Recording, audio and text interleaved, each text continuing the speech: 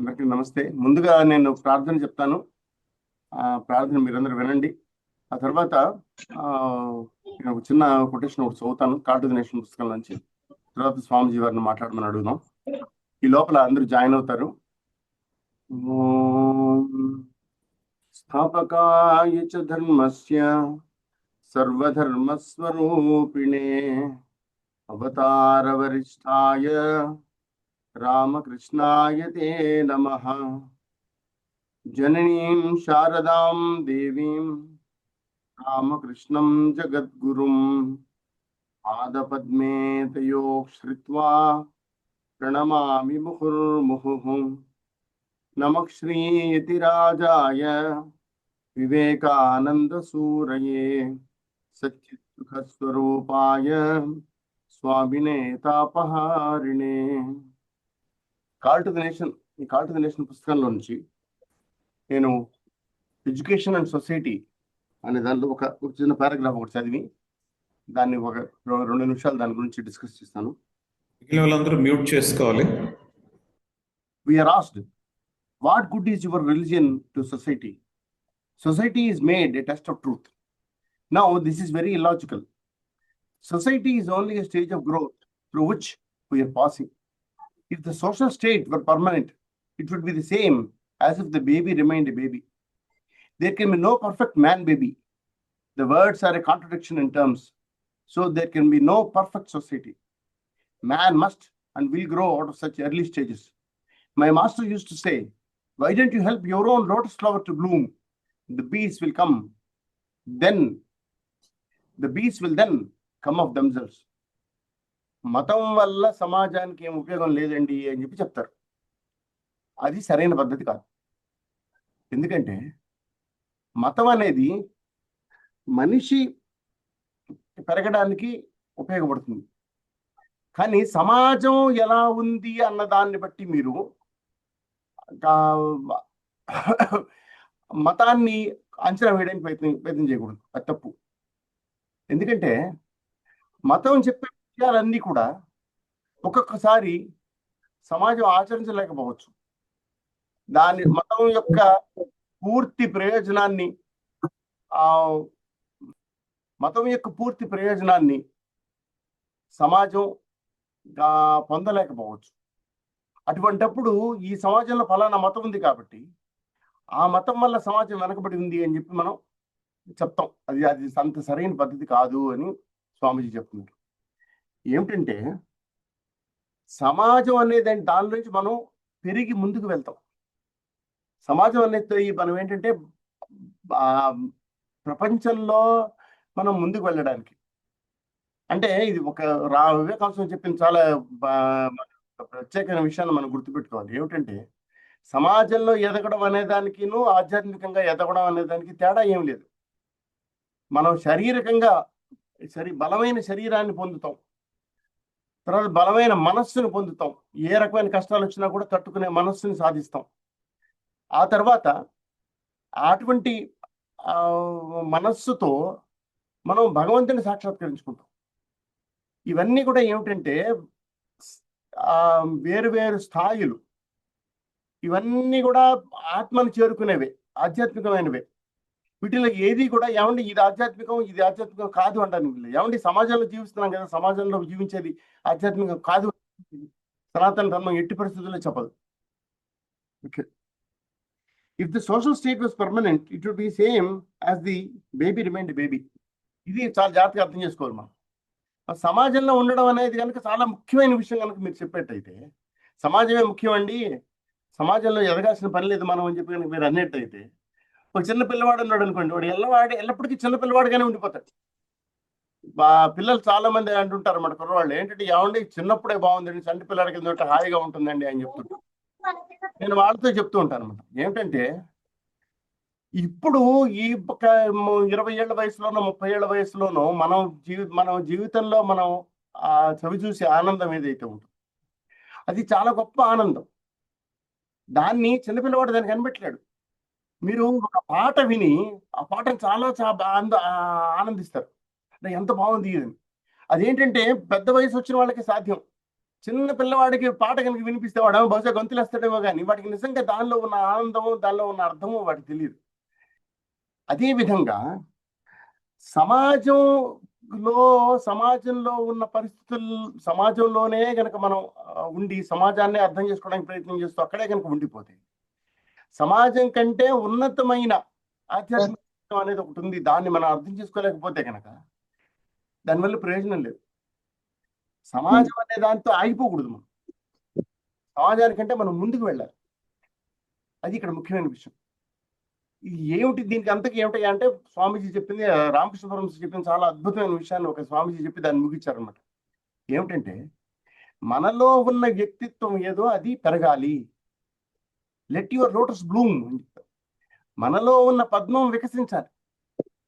మనలో ఉన్న పద్మం కనుక వికసిస్తే అప్పుడు ఎక్కడెక్కడ ఉన్న తేనెటీగలు మన దగ్గర పరిగెత్తుకొస్తాయి. అది చాలా అద్భుతమైన ఇదనమాట. ఏమిటంటే, సమాజంలో మనం పెరుగుతాం, కానీ మన వ్యక్తిత్వం పెరగకపోతే, మనం మంచి వాళ్ళం కాకపోతే, మనం ఆధ్యాత్మికంగా ఎదగకపోతే దానివల్ల ప్రయోజనం లేదు. సమాజం ఆగిపోతే దానివల్ల ప్రయోజనం లేదు అని చెప్పి స్వామిజీ చెప్తున్నాను. నేను ఇంతవరకు ఇది ముగిస్తాను, ఎందుకంటే ఇది చాలా పెద్ద టాపిక్. ఇంకా చాలాసేపు మాట్లాడాలి నిజంగా మాట్లాడితే. కాకపోతే ఏంటంటే ఇది జస్ట్ ఒక ఇంట్రొడక్షన్ కింద దీన్ని చెప్తున్నాను. మన తర్వాత స్వామీజీ వారు ఉన్నారు, మా పూజ్య స్వామి ప్రజ్ఞానందజీ మహారాజ్ వారు మనతో పాటు ఉన్నారు. అలాగే పూజ్య స్వామి సేవ్యానందజీ మహారాజ్ వారు మనతో ఉన్నారు. వారిని మాట్లాడవలసిందిగా కోరుదాం మనం. అందరికీ నమస్కారం మరొకసారి. నటరాజన్ గారు మళ్ళీ ఒకసారి చదవండి ఇంగ్లీష్లో. We are asked, what good is your religion to society? Society is made a test of truth. Now, this is very illogical. Society is only a stage of growth through which we are passing. If the social state were permanent, it would be the same. It would be the same as if the baby remained a baby. There can be no perfect man baby. The words are a contradiction in terms. So there can be no perfect society. Man must and will grow out of such early stages. My master used to say, why don't you help your own lotus flower to bloom? The bees will come. The bees will then come of themselves. నేను man baby అన్న దాని గురించి నేను ఎక్కువ మాట్లాడలేదు, అది పెద్ద topic అది. అందుకని చెప్పి ఆ సెంటెన్స్ ఒకటి కట్ చేసి మాట్లాడాను. ఓకే, యూత్ ఎవరెవరండి ఈరోజు జాయిన్ అయిన వారు? ఆంజనేయులు గారు ఎవరండి, ఎక్కడి నుంచి? సైద ఆంజనేయులు గారు, కైకులూరా ఆంజనేయులు? అవునండి. ప్రణమ్ మహారాజ్, కైకులూరు అండి. నమస్కారం. నెక్స్ట్ చంద్రశేఖర్, ఎక్కడి నుంచి అండి? నమస్తే సార్. నమస్తే మహారాజ్. నా పేరు చంద్రశేఖర్, నేను నూజివేడ్ నుంచి మాట్లాడుతున్నాను. నూజివేడ్ చంద్రశేఖర్. మాణిక్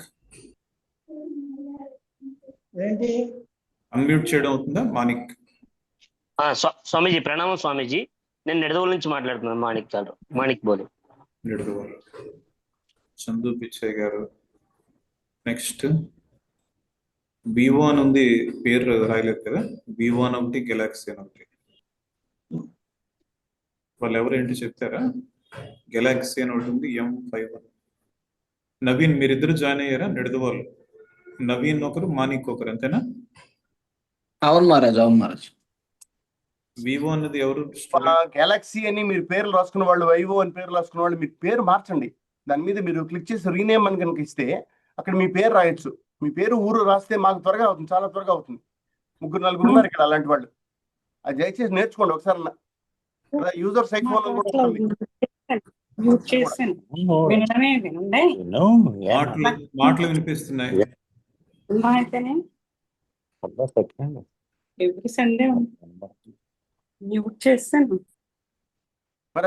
సమితి నుంచి ఇంకెవరండి? కొంతమంది స్టూడెంట్స్ కదా జాయిన్ అవుతున్నారు.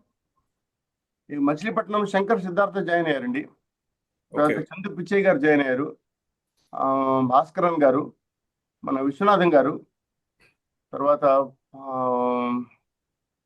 అనిల్ అవనిగడ్డనా అనిల్,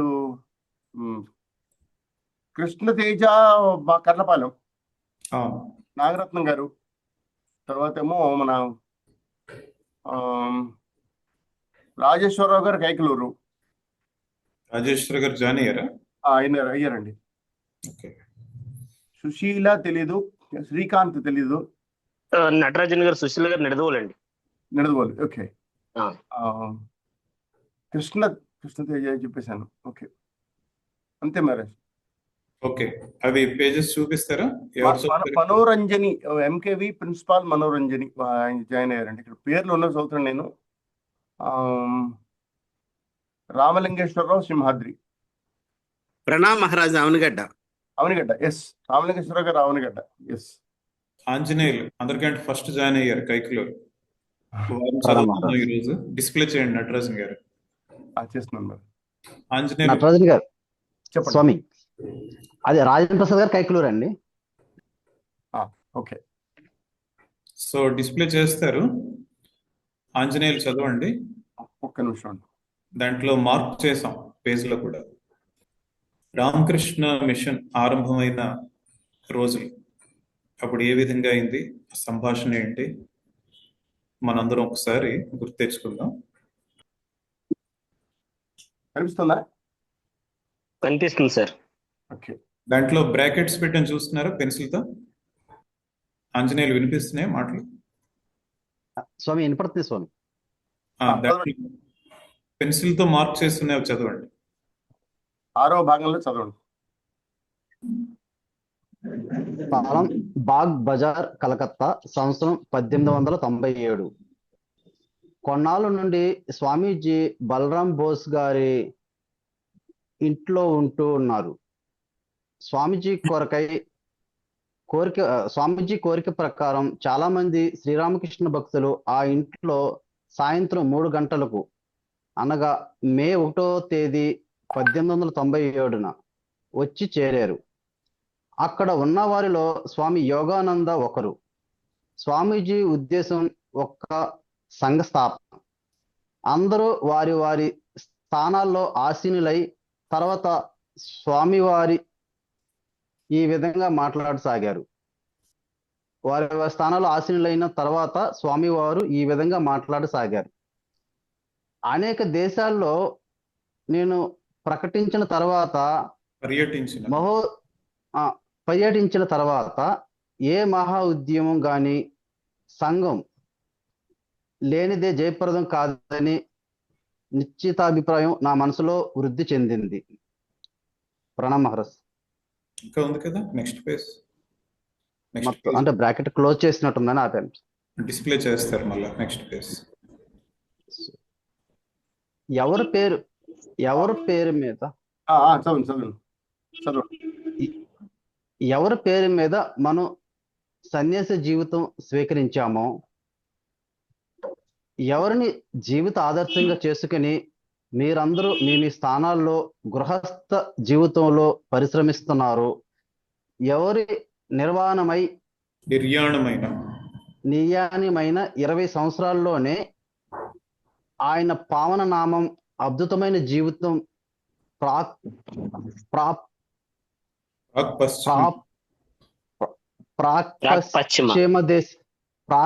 పశ్చిమ దేశాల్లో అద్భుతంగా చొచ్చుకుని పోయిందో ఆయన పేరు మీదనే ఈ సంస్థను వెలియనియండి. మేము ఆ ప్రభు యొక్క సేవకులు. మీరందరూ ఈ ఉద్యమానికి సహాయ సహకారాలు అందించండి. శ్రీ గిరీష్ చంద్ర ఘోష్, అక్కడ చేరిన తదితరు గృహస్థ శిష్యులు ఈ ప్రతిపాదనను ఆమోదించిన తర్వాత రామకృష్ణ సంఘ్ భవిష్యత్ కార్యక్రమ చర్చ ప్రారంభించారు. సంఘానికి రామకృష్ణ మిషన్ అని పేరు పెట్టబడింది. నెక్స్ట్ పేజ్ మాణిక్ చదవండి. నిడదవోలు. ప్రణామ స్వామిజీ. స్వామి యోగానంద పాశ్చాత్యుల విధానాలను అనుసరించి నీవు ఈ పనులు చేస్తున్నావు. శ్రీరామకృష్ణులు మనకు అటువంటి ఆజ్ఞలు ఏమైనా ఇచ్చినారా? స్వామీజీ, ఇదంతా శ్రీరామకృష్ణుని భావాలను అనుసరించింది కాదని నీకెలా తెలుసు? ఆయన అనంతమైన విశాల భావం కలవాడు. జీవితాన్ని గురించి నీకున్న చిన్న పరిధిలో ఆయనను బంధించడానికి సాహసిస్తున్నావా? నేను ఈ పరిధుల్ని బద్దలు చేసి అపారమైన ఆయన సందేశాన్ని ప్రపంచమంతటిలో వెదజల్లుతాను. తనను ఆరాధించడానికి ఏ కర్మ కలాపాలను ప్రవేశపెట్టమని ఆయన నాకు ఆజ్ఞ ఇవ్వలేదు. ఆధ్యాత్మిక సాధనల్లోనూ, భక్తిలోనూ, ధారణ ధ్యానాలలోనూ, అలాంటి ఉన్నత ఆశయాల్లోనూ, సత్యాలలోనూ ఆయన బోధించిన బోధనలు మనం అనుభవంలోకి తెచ్చుకుని ఆ తర్వాత ప్రజలందరికీ వాటిని బోధించాలి. అనంతంగా ఉన్న మత విశ్వాసాలన్నీ అనేక మార్గాలు, అనేక సంప్రదాయాలతో ఇదివరకే నిండిపోయిన ఈ లోకంలో నేను మరొక సంప్రదాయాన్ని స్థాపించడానికి జన్మించలేదు. ఆ గురుదేవుని పాదాలను ఆశ్రయించి మనం ధన్యులమైనాం. ఈ భూలోక వాసులందరికీ ఆయన సందేశాన్ని తీసుకుని పోయి అందించడానికే మనం జన్మించాం. యోగానంద స్వామి భిన్నాభిప్రాయమైన మాట ఏ ఒక్కటి మాట్లాడనందున స్వామీజీ ఇలా మాట్లాడసాగారు. ఈ జీవితంలో ఆయన కృపా నిదర్శనాలు నాకెన్నోసార్లు లభించాయి. ఆయన నా వెనుక నిలబడి అన్ని పనులు నా ద్వారా చేయించాడు. ఆకలిచే తప్పించి నిస్సహాయంగా చెట్టు కింద పండుకున్నప్పుడు, గోచిపాతకు ఒక గుడ్డ పీలిక కూడా లేనప్పుడు, చేత చిల్లి గవ్వ లేకుండా లోకమంతా తిరుగుతున్నప్పుడు, శ్రీరామకృష్ణుని కృపా విశేషం వల్ల నాకు అన్ని రకాలైన సహాయ సహకారాలు సమకూరాయి. ఈ వివేకానంద దర్శనానికై ఒకరినొకరు త్రోసుకుంటూ షికాగో వీధుల్లో ప్రజలు గుంపులు గుంపుగా చేరినప్పుడు కూడా నాకు ఆయన అనుగ్రహం ఉన్నందువల్లనే ఏ విధమైన కష్టము లేకుండా ఆ గౌరవాన్నంతటిని జీర్ణం చేసుకోగలిగాను. ఏ సామాన్య మానవుడికైనా ఆ గౌరవంలో 100వ వంతు లభించి ఉన్నట్లయితే నిజంగా పిచ్చివాడు అయ్యేవాడే. పరమహంస ఇచ్చ వల్లనే ఇన్ని చోట్ల జయం నన్ను వెంబడించింది. ఈ దేశంలో ఏదో ఒకంత పనిని చేసే తీరాలి. కాబట్టి సందేహాలన్నింటినీ అవతలి త్రోసి నా ఉద్యమానికి సహాయం చేయండి. గురుదేవుల ఇచ్చ వల్ల సర్వం సంపూర్ణమవుతుంది. స్వామి యోగానంద. మంచిది, నీవు ఏది తలస్తే అది నెరవేరుతుంది. మేమందరం నీకు విధేయులుగా లేమా? ఈ పనులన్నీ శ్రీరామకృష్ణులు నీ ద్వారా ఎలా సానుకూలం చేయించుకున్నాడో నాకు అప్పుడప్పుడు విస్పష్టంగా గోచరిస్తుంది. అయినా చెప్పలేనంటే అప్పుడప్పుడు సందేహాలు కలుగుతూనే ఉన్నవి. శ్రీరామకృష్ణుని కార్య విధానం వేరని మాకు కనిపించటమే దీనికి కారణం. అందువల్ల నేను ఇలా ప్రశ్నించుకుంటాను. శ్రీరామకృష్ణుని బోధనల నుండి మనం పక్కకి తొలగటం లేదు కదా. అందువల్ల ఆక్షేపణ విధానాన్ని అవలంబించి నిన్ను హెచ్చరిస్తున్నాను. స్వామీజీ, చూడు, దీనిలో నిజం ఏమంటే సామాన్యులైన శ్రీరామకృష్ణుని అనుచరులు ఆయన్ను సరిగ్గా అవగాహన చేసుకోలేదు. ఆయనకు అనంతమైన భావాలు, కళలు ఉన్నాయి. బ్రహ్మజ్ఞానపు అవధుల్ని గూర్చి నీకొక అవగాహన కలగవచ్చునేమో, కానీ అగాధమైన ఆయన మానసికపు లోతుల్ని నీవు గ్రహించలేవు. ఆయన ఒక్క కృపా వీక్షణం వల్ల నెలకొంది వివేకానందులు జన్మించగలరు. వేల కొలది కృపా వీక్షణం వల్ల వేల కొలది వివేకానందులు జన్మించగలరు. కానీ ఆయన అలా చేయక ఈ అవతారంలో తన పనులు సాధించడానికి నన్ను ఏకైక సాధనంగా ఎన్నుకొన్నారు. చూడండి, ఈ విషయంలో నేనేమి చేయగలను? ఇలా చెప్పిన తర్వాత స్వామీజీ మరో పని మీద వెళ్ళాడు. యోగానంద స్వామీజీ యొక్క బహుముఖ ప్రజ్ఞా విశేషాలను కొనియాడుచూ ఉన్నారు. నెక్స్ట్ కృష్ణతేజ లైన్ లో ఉన్నారు కదా, కట్లపాల. చదవమంటారా స్వామీజీ? చదువు. మాణిక్యాలరావు స్వామీజీ కంటిన్యూ. 42 ఇది. ఇంతలో స్వామీజీ తిరిగి శిష్యుని అడిగారు, శ్రీరామ గూర్చి మీ దేశ ప్రాంత ప్రజలకు ఎక్కువగా తెలుసా? శిష్యుడు, బెంగాల్లోని మా ప్రాంతం నుండి ఒక్క నాగా మహాశయులు మాత్రమే శ్రీరామకృష్ణుల వద్దకు వచ్చారు. ఆయన ద్వారా అనేకులు రామకృష్ణుని గురించి విన్నారు. వారిలో కుతూహలం ఎక్కువై ఇంకా ఎక్కువ తెలుసుకోగోరినారు. అయితే శ్రీరామకృష్ణుడు అవతార పురుషుడని అక్కడి వారికి ఇంకా తెలియదు.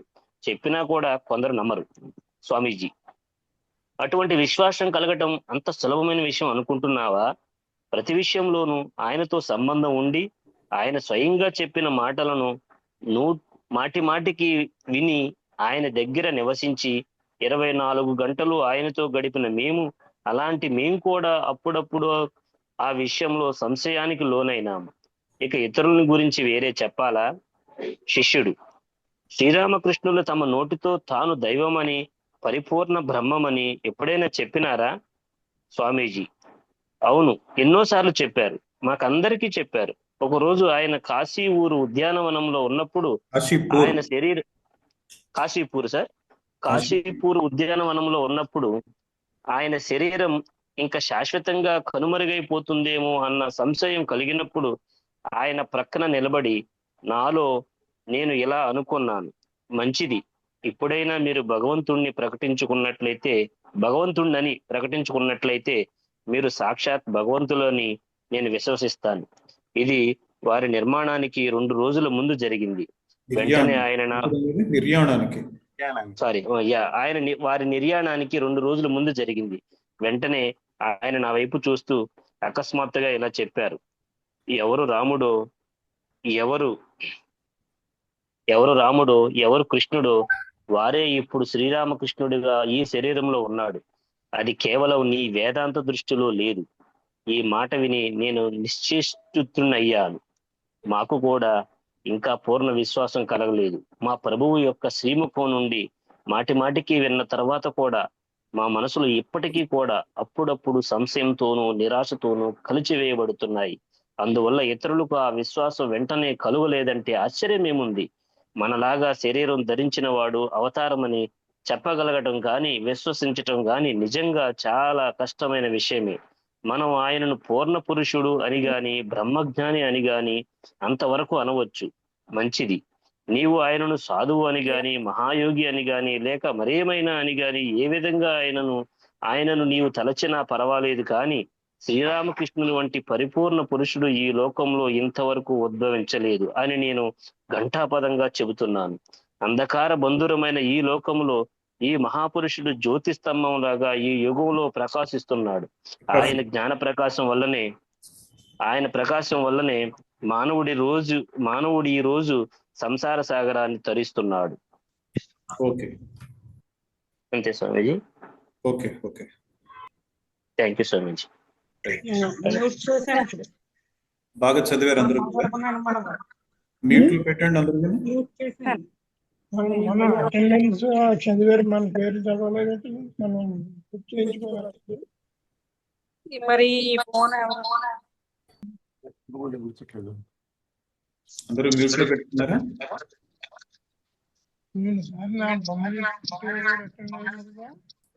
ఇక్కడ మనం ఒకసారి గుర్తు తెచ్చుకున్నట్లయితే రామకృష్ణ మిషన్ ఆవిర్భావ సమయం 1897 మే 1వ తేదీ మాట. 1893లో స్వామి వివేకానంద షికాగోలో ప్రసంగం ఇవ్వడం జరిగింది. అప్పుడు స్వామి వివేకానందకు 30 సంవత్సరాల వయసు.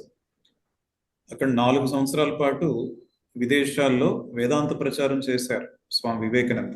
షికాగో ప్రసంగం తర్వాత వెంటనే భారతదేశం రాలేదు కదా. వేదాంత ప్రచారం చేసిన తర్వాత 1893వ సంవత్సరంలో భారతదేశం రావడం జరిగింది. వచ్చిన కొద్ది నెలల్లోనే ఈ రామకృష్ణ మిషన్ను ఆరంభించడం జరిగింది మాట. ఏ విధంగా ఆరంభమైంది ఇది ఇక్కడ అంతా కూడా మనం ఇప్పటి వరకు స్పష్టంగా చదువుకున్నాం. సో దీంట్లో కొన్ని ఇంపార్టెంట్ పాయింట్స్ మనం చూసినట్లయితే, 1 సెకండ్, ఇక్కడ చెప్తున్నారు స్వామి వివేకానంద చెప్తున్న మొదటి అంశం ఏంటంటే, ఏదైనా ఒక గొప్ప విషయాన్ని సాధించాలి అంటే, ఒక మహా ఉద్యమం నెరవేరాలి అంటే సంఘం లేనిదే జయప్రదం కాదు అనే నిశ్చిత అభిప్రాయానికి వచ్చారు స్వామి వివేకానంద. ఏ విధంగా వచ్చారు అంటే, విదేశాల్లో వారు అవన్నీ కూడా పరిశీలించారు. విదేశాల్లో ముఖ్యంగా వారందరూ కూడా ఆ విధంగా విజయం సాధించడానికి ప్రధానంగా ఏంటి తోడ్పడుతుంది అంటే సంఘ శక్తి. అదే స్వామి వివేకానంద అంటారు అన్నమాట. ఈ సంఘ శక్తి అన్నది మన భారతదేశంలో ఎంతో లోపించింది. ఈ సంఘ శక్తి అన్నది ఉన్నప్పుడే భారతదేశం కూడా ఆ విధంగా విజయం సాధిస్తుందని ఒక నిర్ణయానికి వచ్చారు. ఇప్పుడు ఆధ్యాత్మిక సంఘాన్ని ఆరంభించాలి అనుకున్నారు. ఆ రోజు ఈ చర్చ అంతా కూడా జరుగుతుంది మే 1వ తారీఖు ఆ రోజే చివరికి రామకృష్ణ మిషన్ ఆరంభించడం జరిగింది మాట. ఇక్కడ స్వామి వివేకానంద చూసారా, వారికి ఎంతో పేరు ప్రఖ్యాతులు వచ్చి ఉండొచ్చు ప్రపంచవ్యాప్తంగా. వచ్చినప్పటికీ కూడా వారి గురువు గారిని మర్చిపోలేదు. ఏమని చెప్తున్నారు? ఎవరి పేరు మీద మనం సన్యాస జీవితం స్వీకరించామో, ఎవరిని జీవిత ఆదర్శంగా చేసుకొని మీరందరూ మీ మీ స్థానాలలో గృహస్థ జీవితంలో పరిశ్రమిస్తున్నారు, ఇవన్నీ కూడా చెప్తూ ఆ ప్రభు యొక్క సేవకులం మనమంతా. కాబట్టి ఆయన పేరు మీదనే ఈ సంస్థను మనం ఆరంభించాలి అని ఒక చక్కని నిర్ణయానికి వచ్చారు. చివరికి రామకృష్ణ మిషన్ అనే నామకరణంతో ఈ గొప్ప సంఘాన్ని ఆరంభించడం జరిగింది అన్నమాట. అయితే స్వామి యోగానందజీ మహారాజ్ వారికనే కాదు, ఇంకా కొంతమందికి గృహస్థ భక్తులలో కూడా కొంతమందికి ఈ సందేహం ఉండేది. ఏమని? రామకృష్ణ మిషన్లో ఉండే ముఖ్యంగా ఈ సేవా కార్యక్రమాలు ఇవన్నీ చూసి నిజంగా రామకృష్ణ పరమహంస వారు ఇవన్నీ చెప్పారా? ఇవన్నీ కూడా రామకృష్ణ పరమహంస వారి సందేశాలైనా స్వామి వివేకానంద ఆచరిస్తున్నవన్నీ? లేదు అంటే స్వామి వివేకానంద ఏవో విదేశాల్లో కొన్ని విషయాలు చూసి అవన్నీ ఇక్కడ ఏదో ప్రవేశపెట్టాలని ప్రయత్నిస్తున్నారా? మనం ఏమైనా రామకృష్ణుల వారి భావాల నుంచి దూరం అయిపోవట్లేదు కదా అని ఇక్కడ స్వామి యోగానందజీ మహారాజ్ మనసులో ఉన్న విషయాన్ని వారితో పంచుకున్నారు. అప్పుడు స్వామి వివేకానంద దానికి సమాధానంగా ఎంతో చక్కగా చెప్పడం జరిగింది అన్నమాట. రామకృష్ణ పరమహంస వారు అనంతమైన విశాల భావం కలవారంట. ఇక్కడ ఒక విషయం గుర్తించుకోవాలి మనం. జీవితాన్ని గురించి నీకున్న చిన్న పరిధిలో ఆయనను బంధించడానికి సాహసిస్తున్నావా? నేను ఈ పరిధుల్ని బద్దలు చేసి అపారమైన ఆయన సందేశాన్ని ప్రపంచమంతటిలో వెదజల్లుతాను. చూసారా, ఇదేంటంటే జగన్మాత సంకల్పం కదా. ఈ విషయాన్ని నరేంద్రనాథ్ దక్షిణేశ్వరంలో రామకృష్ణుల వారు చెప్పినప్పుడే వైష్ణవ మత సిద్ధాంతాల గురించి చెప్తూ రామకృష్ణుల వారు ఒక మాట అంటారు కదా, వైష్ణవ మతం చెప్తుంది జీవుల పట్ల దయ కలిగి ఉండాలి అనే మాట చెప్తూ రామకృష్ణ పరమహంస వారు భావ సమాధి స్థితిలోకి వెళ్తారు.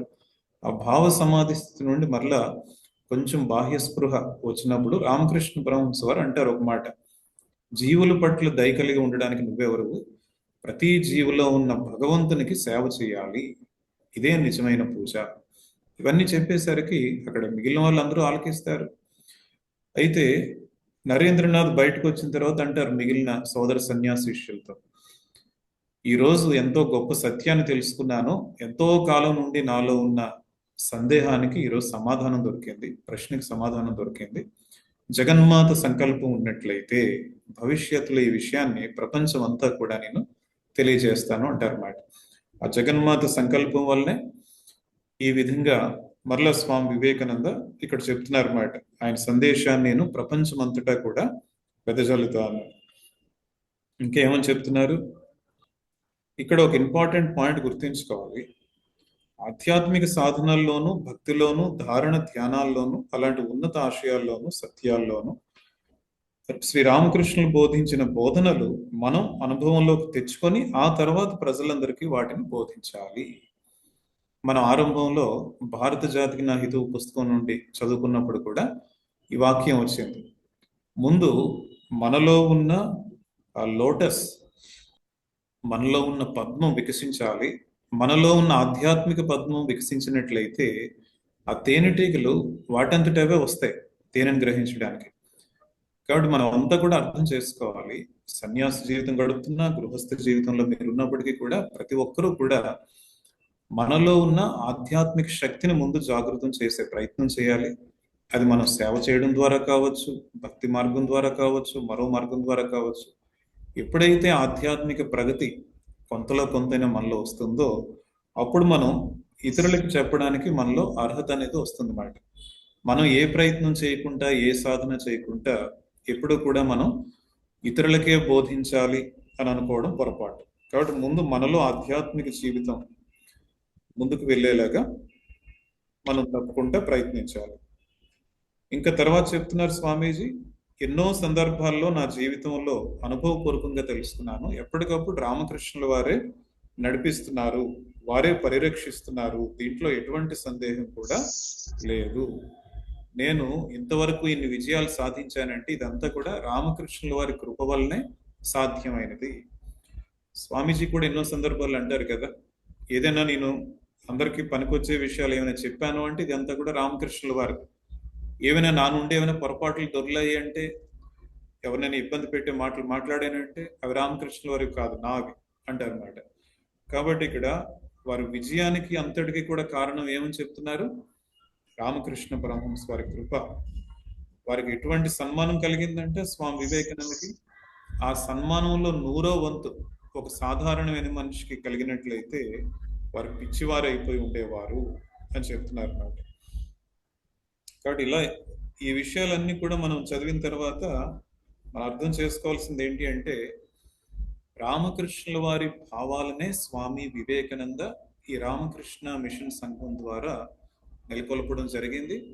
ఈ ప్రపంచం అంతా కూడా ఇక్కడ చెప్తున్నారు చాలా స్పష్టంగా, ఆ గురుదేవుని పాదాలను ఆశ్రయించి మనం అంతా కూడా ధన్యులమయ్యాం. భూలోకవాసులందరికీ శ్రీరామకృష్ణుల వారి సందేశాన్ని తీసుకుని వెళ్ళి అందించడానికే మనం జన్మించాం. ఈ విషయాన్ని మనం గుర్తించుకోవాలి.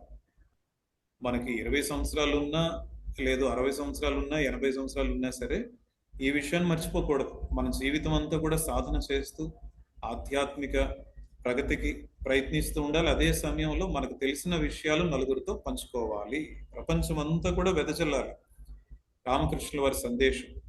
దానికోసమే మనం మానవులుగా జన్మించాం. ఇది స్వామి వివేకానంద చెప్తున్నారు. శ్రీ రామకృష్ణుల వారి ఒక్క కృపా వీక్షణం వల్ల వేల కొలది వివేకానందులు జన్మించగలరు. కానీ ఆయన అలా చేయక ఈ అవతారంలో తన పనులు సాధించడానికి నన్ను ఏకైక సాధనంగా ఎన్నుకున్నాడు. చూడండి, ఈ విషయంలో నేనేం చేయగలను? వారి కృపా వీక్షణం వలన వేల కొలది వివేకానందులు జన్మిస్తారంట. అది రామకృష్ణుల వారి గొప్పతనం.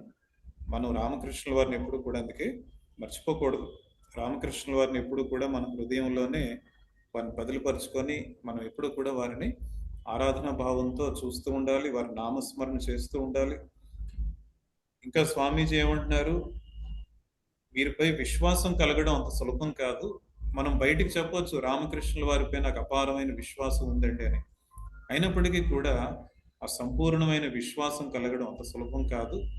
మేము రామకృష్ణుల వారి దగ్గరే ఉంటూ, ఆయన దగ్గరే వసిస్తూ, ఆయన చెప్పినవన్నీ వింటున్నా సరే ఎన్నో సందర్భాల్లో మాకే సందేహం వస్తూ ఉండేది, వారు అవతార పురుషులా కాదా అని. చివరికి మరలా అక్కడ జరిగిన సంఘటన కూడా చెప్తున్నారు. కాశీపూర్లో జరిగిన సంఘటన, రామకృష్ణుల వారు శరీరం త్యాగం చేయడానికి 2 రోజుల ముందు జరిగిన సంఘటన. స్వామి వివేకానంద మనసులో అనుకుంటున్నారు, నిజంగా ఇటువంటి స్థితిలో కూడా, అంటే అప్పుడు రామకృష్ణుల వారికి మాట్లాడడానికి శక్తి లేదు, మంచం పైన పడుకొని అటు ఇటు తిరగడానికి కూడా, శరీరం అటు ఇటు తిప్పుకోవడానికి కూడా శక్తి లేదు మాట. అంత బలహీనం అయిపోయారు. అప్పుడు స్వామి వివేకానంద అనుకుంటారు, నరేంద్రనాథ్ కదా అప్పటికి కూడాను, ఈ స్థితిలో కూడా ఈ రామకృష్ణుల వారు చెప్పినట్లయితే నేను అవతార పురుషుడని, అప్పుడు మాత్రమే నేను చెప్తాను అంటారు అని మనసులో అనుకుంటారు. మనసులో అనుకున్న విషయాన్ని రామకృష్ణుల వారు తెలుసుకొని ఇప్పుడు రామకృష్ణుల వారు చెప్తారు, ఎవరైతే రాముడు, ఎవరైతే కృష్ణుడో వారే ఇప్పుడు శ్రీ రామకృష్ణుడిగా ఈ శరీరంలో అవతరించాలని ఇక్కడ చెప్తున్నారు అన్నమాట. ఇక చివరిగా మరో మాట అంటున్నారు, ఈ రామకృష్ణుల వారిని ఒక సాధువుగా, యోగిగా, అవతార పురుషునిగా ఎలాగైనా భావించండి. అయితే ఒకటి మాత్రం సత్యం, శ్రీరామకృష్ణుడు వంటి పరిపూర్ణ పురుషుడు ఈ లోకంలో ఇంతవరకు ఉద్భవించలేదు. అది నేను ఘంటాపదంగా చెప్తున్నాను. కాబట్టి మనం గుర్తించుకోవాలి, రామకృష్ణుల వారిని మనం ఎప్పుడు కూడా మర్చిపోకూడదు. రామకృష్ణుల వారి భావాలను కూడా మనం ఎప్పుడు మర్చిపోకూడదు.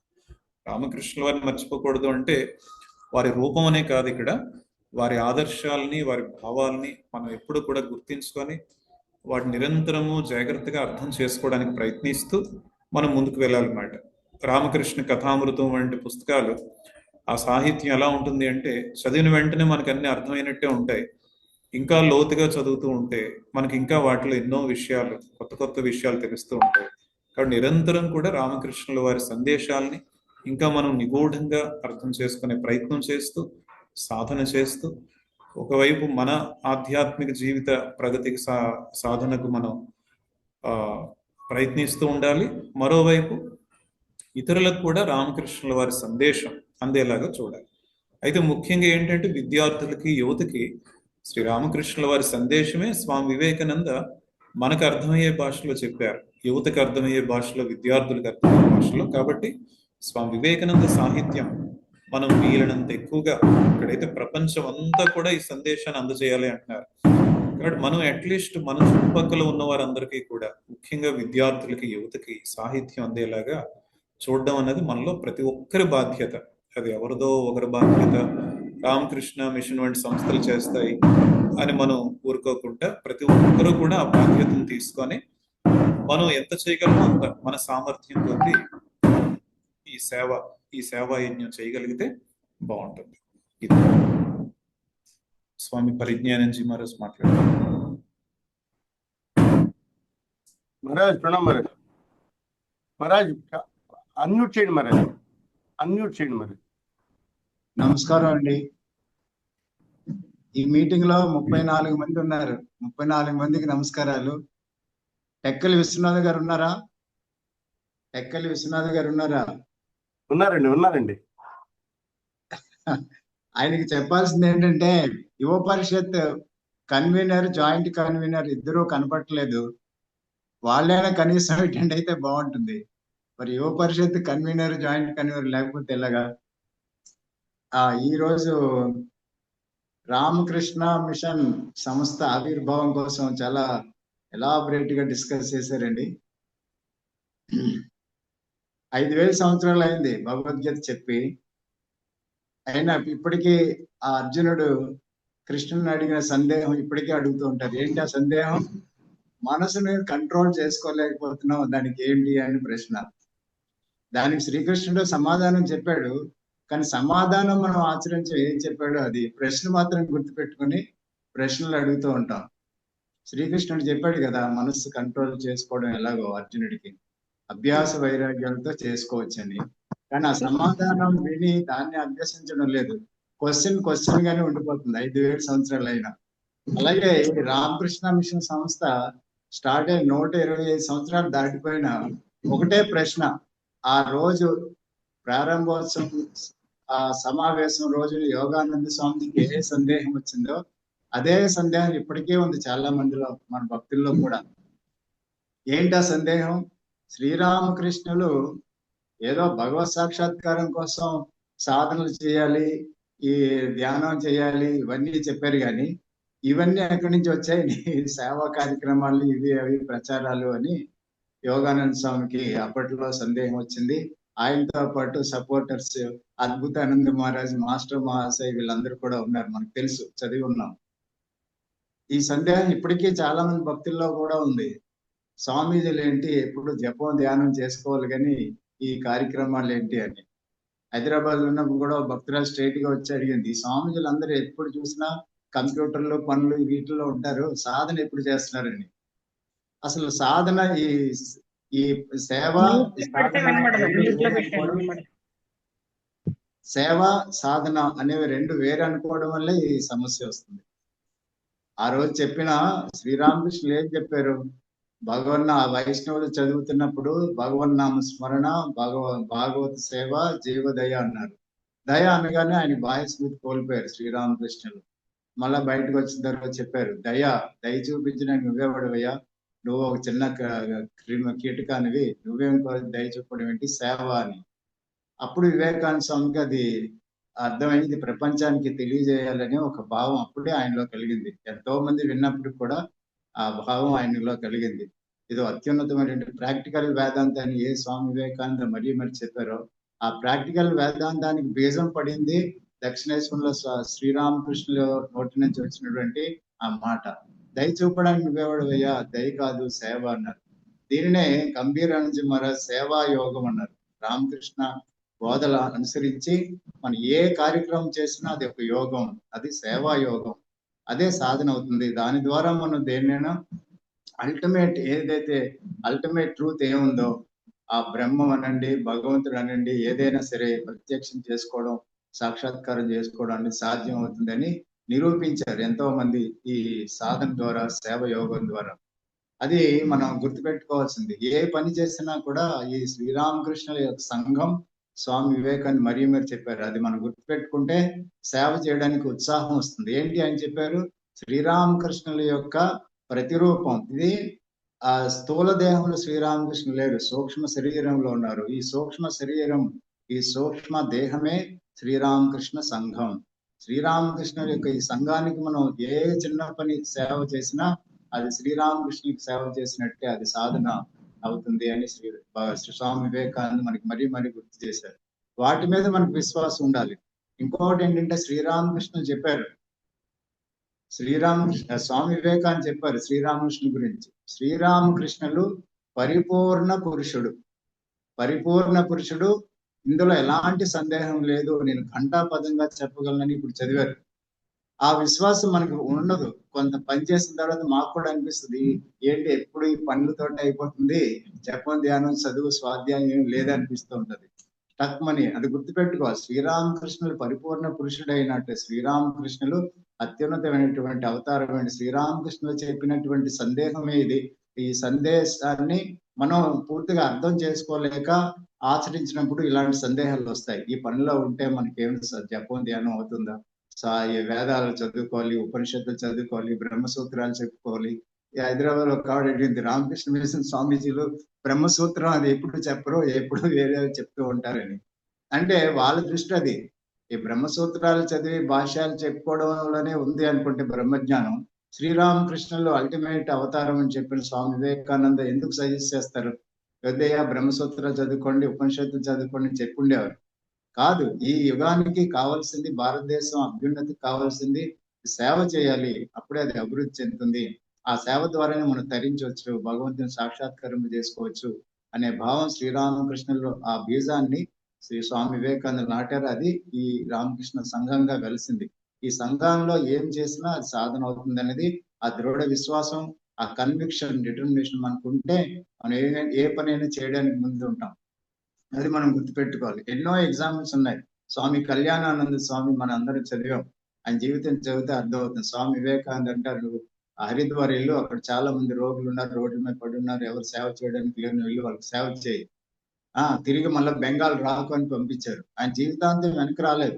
ఆరోగ్యం బాగోకపోయినా డాక్టర్ సజెస్ట్ చేశారు బెంగాల్ వెళ్ళండి, రెస్ట్ తీసుకోండి అంటే, లేదు లేదు స్వామీజీ చెప్పారు, సో ఇక్కడే ఉండిపోతారని చెప్పి అక్కడే ఆయన దేహాలు చదివించారు. అంటే అంత విశ్వాసం. స్వామీజీ చెప్పారంటే ఇంక ఇదే సాధన. రోడ్ల మీద పడిన వాళ్ళందరికీ తీసుకొచ్చి పూరి గుడిసెలో పెట్టి సేవ చేసి వాళ్ళకి తినిపించి, ఇంటింటికి వెళ్ళి డబ్బులు భిక్షకి వెళ్ళి అవన్నీ ఎంతో కష్టపడి సేవ చేసి ఈ రోజు పెద్ద హాస్పిటల్ అక్కడ సేవలు అందిస్తుంది. కారణం ఆయన ఎప్పుడు ధ్యానానికి టైం లేదు, స్వాధ్యానికి టైం లేదు, ఎప్పుడు కంప్లైంట్ చేయలేదు. ఎందుకంటే సాక్షాత్ శివావతారం స్వామి వివేకానంద చెప్పిన మాటలు. ఇంకేంటి సాధనకి వెళ్ళి అక్కడ సేవ చేయన్నారు అంతే. సేవ ద్వారానే ఆయన పరమ స్థితి చేరుకున్నారు. అలాగే ఈ మధ్య కాలంలో ఈ ప్రబుద్ధ భారతిలో కూడా ఈ ఆర్టికల్ వచ్చింది. సిస్టర్ కళ్యాణి, ఈ కళ్యాణి అన్న ఆవిడ స్వామి తపస్యానందజీ మహారాజ్ దగ్గర దీక్ష తీసుకుంది. ఈవిడ మెడిసిన్ చదువుతూ మధ్యలోనే డిస్కంటిన్యూ చేసేసి నర్సింగ్ చేయాలని నర్సింగ్ చేసింది. తర్వాత గోల్డ్ మెడల్ కూడా వచ్చింది, బాగా బ్రిలియంట్ స్టూడెంట్. సేవ చేయాలని సేవా ప్రతిష్టాన్ కలకత్తా వెళ్ళి అక్కడ హాస్పిటల్లో సేవ చేసింది. ఆవిడ ఎలా సేవ చేసింది? నిరంతరం ఇంకా రాత్రి పగలు అర్ధరాత్రి 1 గంట 2 గంటలకి ఏ పేషెంట్ బాగోకపోయినా ఇవిడ వెళ్ళి సేవ చేసేది, విసుగు లేకుండా. విసుక్కుంటూ పనిచేయడం వేరు. మనల్ని ఎవరైనా పిలిచారనుకోండి రెస్ట్ టైంలో మనం విసుక్కుంటా, ఇప్పుడేంటి ముందు చెప్పాలి, ఫోన్ చేయలేదా అంటాం.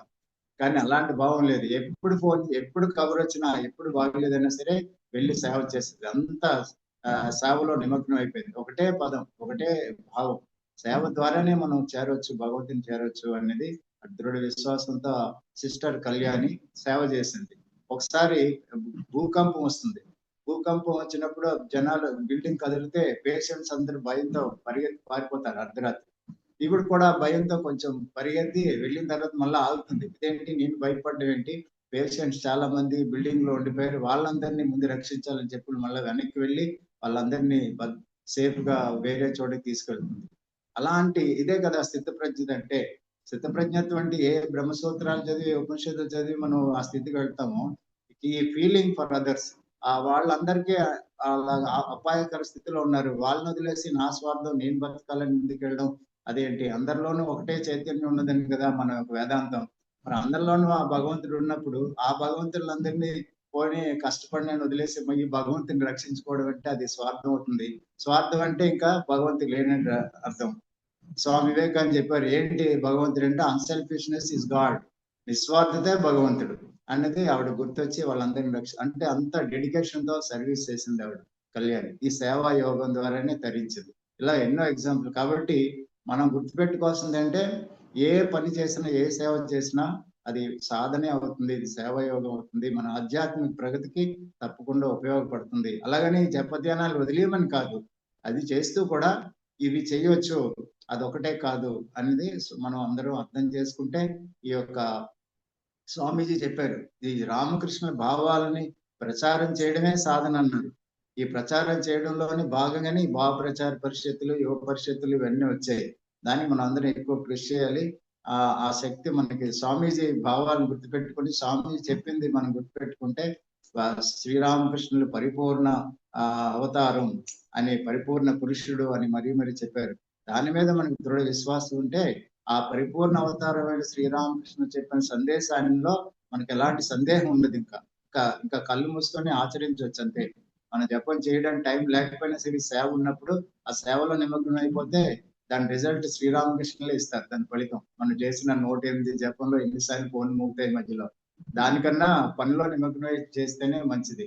అది స్వామీజీ ఈ కాలానికి మన అందువల్లనే ఈ రామకృష్ణ మిషన్ సంస్థని స్థాపించారు. అది ఇంకా పూర్తిగా అర్థం కావాలి భక్తులకు కానీ, ఇంకా స్వామీజీలకు కూడా చాలా మందికి ఇలాంటి సందేహం ఉంటుంది. ఎక్కువ మంది ఎక్కువ పని యాక్టివిటీస్ చేయాలన్నప్పుడు కొంతమంది అపోజ్ చేస్తారు, దీనికి టైం లేదు, దానికి టైం లేదు. దేనికంటే కారణం స్వామి వివేకానంద భావాలు ఇంకా మనకి పూర్తిగా డైజెస్ట్ అవ్వలేదు, జీర్ణించుకోలేదు. కాబట్టి ఇది అర్థం చేసుకోవడం టైం పడుతుంది. 120 సంవత్సరాలు అయింది కాబట్టి, కృష్ణుడికి 5000 సంవత్సరాలు అయింది భగవద్గీత, ఇదే 125. కాబట్టి వివేకానంద కొంచెం ఫాస్ట్ కాబట్టి మనకి వేగంగా అర్థమయ్యేలాగా చేస్తారని ఆశిస్తున్నాను. అందరికీ నమస్కారం. Thank you Maharaj. సంతోష్ నవీన్ ఏమైనా చెప్పండి, 2 మాటలు. బాపట్ల సంతోష్. నమస్తే. ఏమైనా 2 మాటలు చెప్పండి యూత్ అందరికి. మహారాజ్, నాకు ఒక క్వశ్చన్ ఉంది మహారాజ్. చెప్పు నవీన్. ఇప్పుడు మనం సేవ గురించి చాలాసేపు మాట్లాడుకున్నాము. అఫ్ కోర్స్ ఈ క్వశ్చన్ రాంగ్ కూడా కావచ్చు, కానీ అయినా సరే ఒకసారి అడగాలనుకుంటున్నా.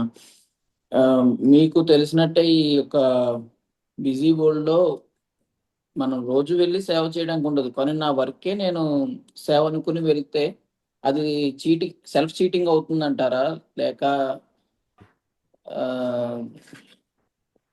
మనం భగవంతుడికి కోసం చేస్తున్నాము అన్న ఒక ఫీలింగ్ తో మనం వర్క్ చేస్తే, but it is not thinking about others, but is thinking about our work, corporate work, దాన్ని నేను సేవ అనొచ్చా? నటరాజన్ గారు. వివేకానంద చాలా స్పష్టంగా చెప్పింది ఏమిటంటే, మనం ఏమి యాటిట్యూడ్ తో చేస్తామన్నదే ముఖ్యం. కర్మయోగం అన్న దాంట్లో అన్నిటికంటే ముఖ్యమైనది ఏంటంటే మన యాటిట్యూడ్ ఏమిటన్నది. మీకు భగవద్గీతలో అందుకనే అద్భుతమైన శ్లోకం వస్తుంది ఏంటంటే, మా ఆస్థిత జనకాదయ లోక సంగ్రహమే వాపి సంపశ్చన్ కృతం రహస్య అని చెప్తారు. జనకుడు లాంటి వాళ్ళు చేసే పనిని చాలా జాగ్రత్తగా చేశారు. ఎందుకనంటే బ్రహ్మజ్ఞానం కలిగిన తర్వాత కూడా వాళ్ళు మామూలు జీవితమే గడిపారు. దానిలో కూడా ఎందుకని అలా చేశారు అంటే, వాళ్ళు లోక సంగ్రహమే వాపి అని చెప్తారు. ప్రపంచానికి మేలు కలగడం కోసం వాళ్ళు అట్లా చేశారు. మనందరికీ వాళ్ళు దారి చూపించడం కోసం అట్లా చేశారు. సో ఇంకొక నాకు వెనకాల ఇంకొకటి కూడా గుర్తుకొస్తుంది. ఆయన వివేకానంద స్వామి చెప్తారు, ఏమంటే వైరాగ్యం అనేది ఎలా కలుగుతుంది అది ఇది అని అడిగితే, భగవంతుడి మీద ప్రేమ ఎలా కలుగుతుంది అని అడిగితే ఆయన చెప్తారన్నమాట, ఏదో ఒక విషయాన్ని ముందు ప్రేమించడం నేర్చుకోవాలి. ఒక మనిషిని కానీ ఒక విషయాన్ని కానీ ప్రేమించలేని వాడు భగవంతుని ప్రేమిస్తానంటే నేను నమ్మను అని చెప్తారు ఆయన. అంటే ఏంటంటే, మనకి మామూలుగా ఇప్పుడు ప్రపంచంలో మనకు కల్పించే పనులన్నీ కూడా, ఈ కర్మయోగంలో మనకి మాటిమాటికి కనిపించేది ఇదే, మనకు కనిపించే పనులన్నీ కూడా అవన్నీ కూడా మనల్ని ముందుకు తీసుకెళ్ళేవి. అవన్నీ దైవికమైన పనులే, ఇవి ఆధ్యాత్మికమైన పనులే. అసలు మామూలు లౌకికమైన పనులు అనేవి లేవు. కాబట్టి ఏంటంటే, నేను ఉద్యోగంలో నేను ఎంత బాగా పనిచేస్తాను అన్నది కూడా ముఖ్యమే. ఇప్పుడు మనకి ధర్మవ్యాధుడు కథ వస్తుంది. ధర్మవ్యాధుడు కథ కనుక మనం చూస్తే ఆయన ఏమీ చేయట్లేదు, కాకపోతే కౌశికుడు వచ్చి ఆయన కాళ్ళ దగ్గర ఆయన దగ్గర నిలబడి ఏమండి నాకు చెప్పండి, నీ ధర్మం ఏంటి చెప్పండి అని అడుగుతాడు. ధర్మ వ్యాధిని ఏం చేస్తున్నాడు? ఊరికే పోయి మాంసం తీసుకొస్తున్నాడు, అమ్ముతున్నాడు అంతే. ఆ డబ్బులు లెక్కేసుకుని ఇంటికి వెళ్తాడు. అది కూడా చెప్తారు వివేకానంద చాలా చాలా ప్రాక్టికల్ గా చెప్తారు ఆ కథ. అసలు అది వివేకానంద చెప్పేది ఆశ్చర్యం వేస్తుంది. అది వేరే ఏమీ లేదు. అసలు మీరు ఆయన ఇంకా అది ఆ కర్మయోగం అనేది ఇంకా ఎంత ముందుకెళ్తుందంటే అసలు మీరు వేరే ఏం చేయక్కర్లేదు అసలు అని చెప్తారు. మీరు చేసే పని పర్ఫెక్ట్ గా చేయండి సార్. మీరు అంతకుముందు ధర్మవ్యాధుల ముందు గృహిణి కథ వస్తుంది. ఆ గృహిణి కథ ఇంకా ఇదిగా ఉంటుంది. ఆవిడ ఏం చేయదు, ఇంట్లో ఉంటుంది, ఇంట్లో పని చేసుకుంటుంది అంతే. నేను చిన్నప్పుడేమో మా అమ్మ నాన్నని జాగ్రత్తగా చూసుకున్నాను, ఇప్పుడేమో పెళ్ళి అయింది నాకు, అందుకే నేను నా భర్తని జాగ్రత్తగా చూసుకుంటున్నాను అని చెప్తారు అంతే. That's all. దాంతోనే ఆవిడకి ఏంటంటే బ్రహ్మాండమైన మానసిక శక్తులన్నీ వస్తాయి అనమాట కర్మయోగంలో. అంటే మానసిక శక్తులు వచ్చాయంటే మానసిక శక్తుల కోసం కాదు, మన కర్మయోగంలో కొంత అడ్వాన్స్ అయ్యింది ఆవిడ అని అర్థం. దాన్ని చెప్పడానికి అట్లా చెప్పారనమాట. కాబట్టి ఏంటంటే మనం ఏ పనైనా సరే, మన వ్యాపారంలో ఉండొచ్చు, ఇంకోటి ఉండొచ్చు, ఉద్యోగంలో ఉండొచ్చు, వేరే ఏదైనా సరే ఆ ఉన్న పనిని మనం ఎలా చేస్తామని అదే కర్మయోగం అంతే. ఈ కర్మయోగంలో ఇంకా ముఖ్యమైన మాట ఒకటి ఏంటంటే అసలు భగవంతుడి ప్రసక్తి కూడా ఉండదు, భక్తి ప్రసక్తి ఉండదు, వేరే ఇంకో చేయడం ఇంకోటి ఏం ప్రసక్తి ఉండదు, పని అంతే. మీరు దాని కనుక మీరు భక్తిని జోడిస్తే అది వేరే విషయం. అది వివేకానంద చెప్తారు మీరు జోడించవచ్చు మీ ఇష్టం అని. జోడించకపోయినా సరే కేవలం పని, దాని ద్వారా మనం ఇది సాధించవచ్చు. ఇది వివేకానంద చాలా చాలా బ్యూటిఫుల్గా చెప్తారు. కర్మయోగాన్ని వివేకానంద చెప్పినంత సింపుల్గా ఎవరు చెప్పాల. మీరు చెప్పింది కర్మయోగాన్ని కరెక్ట్గా సరిపోతుంది. చెప్పండి. ఇక్కడ ఒకటి రెండు పాయింట్లు చూస్తే, ఒకటి, మనం సాధన పేరుతో రామకృష్ణుల వారి సందేశాన్ని ప్రచారం చేయాలన్న పేరుతో మన బాధ్యతలను మనం పక్కన పెట్టకూడదు. మనమంతా కూడా మన బాధ్యతల్ని సక్రమంగా నిర్వహిస్తూ ఇవి కూడా చేసే ప్రయత్నం చేయాలన్నమాట. ఇప్పుడు కర్మయోగం పూర్తిగా కూడా ఫాలో అవ్వచ్చు. అయినప్పటికీ కూడా రామకృష్ణ పరమహంస వారు, స్వామి వివేకానంద వారి ఆదర్శాల ప్రకారం మనం 4 యోగాలు కూడా సమన్వయం చేస్తూ ముందుకు వెళ్తే అది మనందరికీ కూడా అనుకూలంగా ఉంటుంది. కాబట్టి మనం రోజంతా కూడా పనిలో ఎంత నిమగ్నమైనప్పటికీ కూడా రోజులో కొంత సమయం అయినా, ఇప్పుడు గంటల కొద్దీ సమయం లేకపోతే కనీసం 10 నిమిషాలు, పావు గంట రామకృష్ణుల వారి నామం జపం చేసుకోవడం, తెల్లవారుజామున, సాయంకాలం పూట, లేదంటే రాత్రి పడుకునే ముందు. అదే విధంగా మనకున్న సామర్థ్యం బట్టి, మనకున్న సమయం బట్టి కొంతైనా సరే ఇతరుల కోసం ఏదో ఒకటి చేసే ప్రయత్నం. మనం ఎక్కడికైనా వెళ్ళేటప్పుడు 4 పుస్తకాలు సంచిలో పెట్టుకొని వెళ్ళొచ్చు. అలా వెళ్తున్నప్పుడు వాళ్ళకి 4 మంచి మాటలు చెప్పి చిన్న చిన్న పుస్తకాలు ఇవ్వచ్చు. కాబట్టి ఈ విధంగా మనం ఏదో సేవ చేయాలంటే రోజు కూడా గంటల కొద్దీ మనం టైం స్పెండ్ చేయాలని కాదు. మన బాధ్యతలు మనం నిర్వహిస్తూ ఆ సంకల్పం మనసులో ఉన్నట్లయితే రామకృష్ణుల వారు మనకు దారి చూపిస్తారు, ఆ సమయాన్ని ఇస్తారు, మనకు ఆ సామర్థ్యాన్ని కూడా ఇస్తారు. మన నిరంతరం కూడా రామకృష్ణుని ప్రార్థించుకుంటూ ఉండాలి. నేను ఏదో చేయాలనుకుంటున్నాను, ఇంకేం చేయలేకపోతున్నాను, మీరే ఏదో దారి చూపించండి అంటే తప్పకుండా మనకు ఆ సమయాన్ని ఇస్తారు. మనకి అట్లీస్ట్ వీకెండ్లో కానీ, లేదంటే రోజు కూడా కొంత సమయం ఫ్రీగా ఉన్నప్పుడు కానీ మనం ఏదో ఒక సేవ చేయడానికి ప్రయత్నిస్తూ ఉండాలి. 4 స్టూడెంట్స్ 4 మంచి మాటలు చెప్పామంటే అదే గొప్ప సేవ అవుతుంది. ఎందుకంటే ఎక్కడ ఎటువంటి మార్పు వస్తుందో మనం చెప్పలేము. అదే రామకృష్ణుల వారు కూడా అదే ప్రయత్నించేవారు కదా. రామకృష్ణుల వారు ఏం చేసేవారు, మహేంద్రనాథ్ గుప్తా స్కూల్లో హెడ్ మాస్టర్గా ఉన్నప్పుడు ఎవరిలో అయితే కొంచెం మంచి సంస్కారం ఉందో అటువంటి స్టూడెంట్స్ని తీసుకొస్తూ ఉండేవారు అన్నమాట రామకృష్ణుల వారి దగ్గరికి. కొన్ని సందర్భాల్లో రామకృష్ణుల వారు అంటారు, ఏమనంటారంటే, మీ స్కూల్కి ఒకసారి వస్తానయ్యా, వచ్చి నేనే అక్కడ చూసుకుంటాను, ఎవరెవరు ఫస్ట్లో అర్థం కాదు మహేంద్రనాథ్ గుప్తాకి, మీరెందుకండి పాఠశాల వరకు రావడం, మా ఇంటికి వస్తే చాలు, నేనే వారిని తీసుకొస్తాను. అప్పుడు రామకృష్ణ వారు అంటారు, అలా కాదు, నా మనసులో ఉన్నది నువ్వు అర్థం చేసుకోలేదు, నీ స్కూల్కి వచ్చి చూసుకుంటాను, అసలు విద్యార్థులు ఎవరున్నారు ఏంటి, ఎవరిలో ఇటువంటి మంచి సంస్కారం ఉంది, వారే చూసి నిర్ణయించుకుంటారు అన్నమాట. కాబట్టి మనం గుర్తించుకోవాలి, రామకృష్ణుల వారు ఆరంభంలో కూడా ఇలాగే చేశారు. ఎక్కువ పెద్ద పెద్ద ఉపన్యాసాలు ఇవ్వలేదు, 2000 మందికి 3000 మందికి. ఆ వచ్చే విద్యార్థుల్ని ముఖ్యంగా ఎంకరేజ్ చేసి వచ్చే 5 మందితో 10 మందితో ఎక్కువ మాట్లాడుతూ ఉండేవారు. కాబట్టి మనం చేసేది ఏదో చిన్న సేవ అని అనుకోవడానికి లేదు. ముఖ్యంగా విద్యార్థులు, యువత ముందు మనం చదవాలి పుస్తకాలు, కొంతలో కొంత అయినా సరే రోజు ఒక 5 నిమిషాలైనా స్వామి వివేకానంద పుస్తకాలు చదువుతూ ఉండాలి.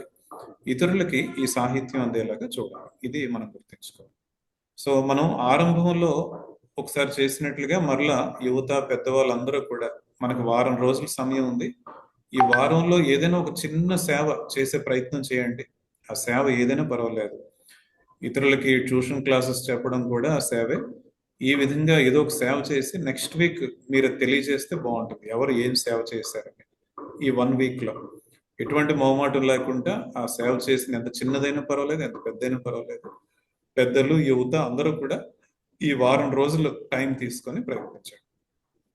ఇంక మహారాజ్ చివరిగా ఏమైనా చెప్తే పరిజ్ఞానంజీ మహారాజ్ 2 మాటలు చెప్తారు. తర్వాత శాంతి మంత్రంతో మనం ముగిస్తాం. మహారాజ్ నెక్స్ట్ వీక్ కంటిన్యూ చేద్దాం. ఈ పాయింట్ కావాలంటే టైం అయిపోయింది. ఇది చాలా ఇంపార్టెంట్ టాపిక్ కాబట్టి నెక్స్ట్ వీక్ కూడా మీరు అందరూ ప్రిపేర్ అయ్యి రావచ్చు. యువత కూడా మీ వైపు వాళ్ళు పార్టిసిపెంట్స్ కూడా మాట్లాడితే ఇప్పుడు ఐడియాస్ వస్తాయి బాగా. నెక్స్ట్ యువతకి మనం ఛాన్స్ ఇస్తున్నాం. నెక్స్ట్ సెషన్ ముఖ్యంగా మీకు ఇంకా ఏమైనా సందేహాలు ఉన్నా, మీరు సేవకు సంబంధించి ఇంకేమైనా చెప్పాలనుకున్నా, డిఫరెంట్ ఎగ్జాంపుల్స్ అవి కూడా చెప్పొచ్చు. కాబట్టి ఇవన్నీ మీరు ప్రిపేర్ అయ్యి రండి. నెక్స్ట్ వీక్ ముఖ్యంగా మన యువతకి ఎక్కువ ఛాన్స్ ఇస్తాం. ఓకేనండి నటరాజన్ గారు? శాంతి మంత్రం. ఓం సర్వే భవంతు సుఖినః, సర్వే సంతు నిరామయా, సర్వే భద్రాణి పశ్యంతు, మా కశ్చిద్ దుఃఖభాగ్ భవేత్.